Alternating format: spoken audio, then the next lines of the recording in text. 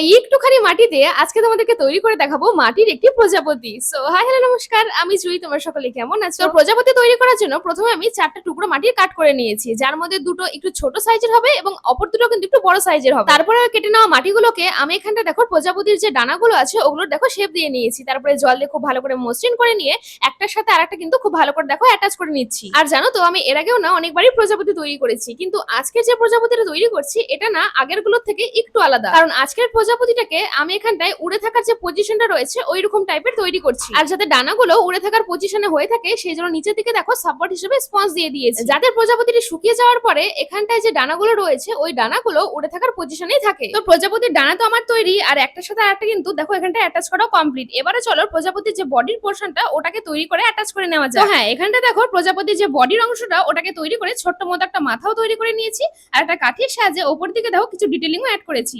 আর সুরের জন্য আমি এখানটায় লোহার যে তারগুলো রয়েছে ওগুলো কিন্তু ব্যবহার করে তুলির ব্যাক সাইডটা দিয়ে এখানটায় দেখো একটু না সামনের দিকটা বেঁকিয়ে দিয়েছি, যেমনটা আমরা সুরটা দেখে থাকি আর কি। আর তারপরে এটা একদিনের জন্য খুব ভালো করে রোদে শুকিয়ে নিয়ে এখন দেখো বসে পড়েছি এটাকে রং করতে। তবে রং করার আগে প্রথমেই কিন্তু খুব ভালো করে প্রাইমারটা দিয়ে নিতে হবে। আর প্রাইমারটা শুকিয়ে যাওয়ার পরে আমি এখানটায় দেখো ইউজ করছি হচ্ছে ব্ল্যাক কালারটা। আর ব্ল্যাক কালারটা দিয়ে আমি কিন্তু এখানটায় যে ডানাগুলো রয়েছে ওটা সহ পুরো বডি আর সুরটাকেও কিন্তু খুব ভালো করে কালার করে নিয়েছি।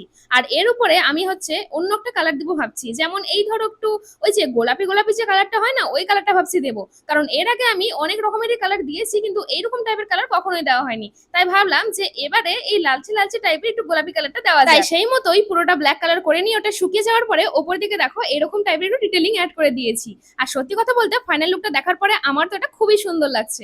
আচ্ছা, তোমাদের কেমন লাগলো আজকের এই মাটির প্রজাপতিটা? যদি ভালো লেগে থাকে তাহলে অবশ্যই আমাকে কমেন্ট করে জানিও। আর হ্যাঁ, চ্যানেল নতুন হয়ে থাকলে চ্যানেলটাকে অতি অবশ্যই সাবস্ক্রাইব করে দিও, আর ভিডিওটা লাইক করতে কিন্তু ভুলো না।